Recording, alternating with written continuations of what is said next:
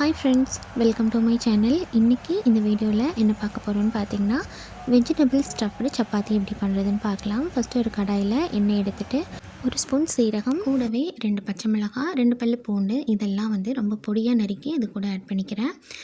கொஞ்சம் பூண்டோட பச்சை வாசனை போனதுக்கப்புறமா அது கூட ஒரே ஒரு வெங்காயம் நல்லா பொடியாக கட் பண்ணி ஆட் பண்ணியிருக்கேன். இது ரொம்ப ஸ்மால் சைஸ் வெங்காயம், அதனால் ரொம்ப கம்மியாக இருக்குது குவான்டிட்டி.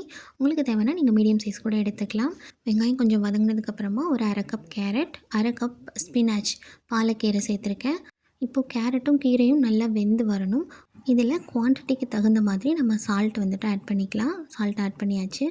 இப்போ பார்த்திங்க அப்படின்னா கேரட்டும் கீரையும் நல்லாவே வதங்கி வந்துருச்சு. கேரட் நல்லா வெந்துருச்சு. இப்போது இது கூட ஒரு ஹாஃப் பவுல் கேப்சிகம் எடுத்திருக்கேன். ரெட் கலர் கேப்சிகம் எடுத்திருக்கேன். நம்ம ஊரில் எல்லோ கலர், க்ரீன் கலர் இந்த மாதிரி கலராக கிடைக்கும்ல. ஸோ இங்கேயுமே எல்லோ, க்ரீன் அண்டு ரெட் இது எல்லாமே கிடைக்கிது. ஸோ நான் ரெட் கலர் எடுத்திருந்தேன்.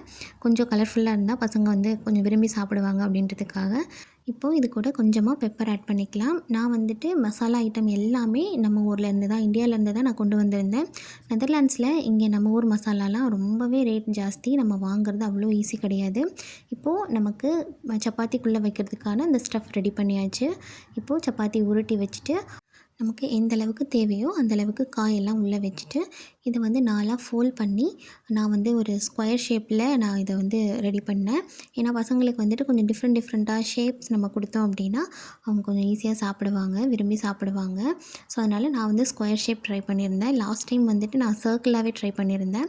அதுவுமே நல்லா இருந்தது. இந்த வாட்டி ஸ்கொயர் பண்ணலாம் அப்படின்னு சொல்லிட்டு பண்ணியிருந்தேன். சேம் அதே கடாயில் கொஞ்சமாக எண்ணெய் ஆட் பண்ணிவிட்டு அப்படியே இதை நம்ம வேக வச்சு எடுத்துடலாம். அவ்வளோதாங்க. ரொம்ப டேஸ்டியான, ரொம்ப ஹெல்த்தியான பிரேக்ஃபாஸ்ட் ரெடி. இதை ஸ்நாக்காகவும் சாப்பிட்லாம். நம்ம ஊரை பொறுத்த வரைக்கும் இது ஸ்நாக்ஸ், டீ கூட சாப்பிட்ற ஸ்நாக்ஸ் மாதிரி தான். பட் இங்கே இதுதான் உங்களுக்கு பிரேக்ஃபாஸ்ட்டு. ஸோ நெதர்லாண்ட்ஸில் பெருசாக ரைஸு, சாதம் இதெல்லாம் கிடையாது. ஸோ இந்த மாதிரி தான் பசங்களுக்கு லஞ்சு, பிரேக்ஃபாஸ்ட்டு இப்படி டிஃப்ரெண்ட்டாக நான் பண்ணி கொடுத்துட்ருக்கேன். இது பார்த்திங்கன்னா ரொம்ப ஈஸியாக ரெடி பண்ணிடலாம். நமக்கு டைம் ரொம்பவே கம்மியாக தான் செலவாகும்.